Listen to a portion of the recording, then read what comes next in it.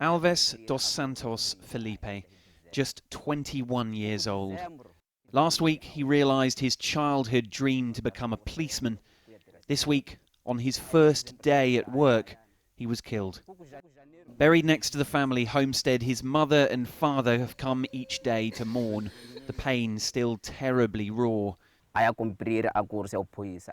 Please, his father says, we must tell the leadership to sit with their opponents and find a way out so that this struggle can stop. The elders in the group remember the last time and the loss that bitter conflict brought. Their wounds have been reopened by this death. He was a calm and obedient boy. He just wanted to help people. He was my eldest son, the one who was to look after the family. 5 other boys survive Alves. I ask what their dreams are.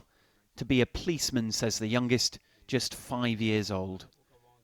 A proud father, hoping that when that time comes, this will all have blown over.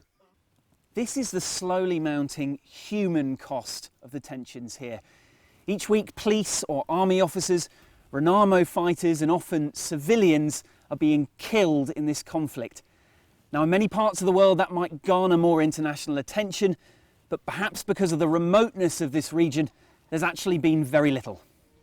Through much of last year, confined to just a small area of Sofala province further north, many believed it wouldn't last for long after local elections in November. Instead, it spread south, at this stage sporadically. In the long run, surely it's better. Rodriguez Luis is a reporter for Noticias, one of the main national daily newspapers. He's been covering the recent troubles since they started last year and believes government is underplaying the threat of violence for fear of scaring off investors.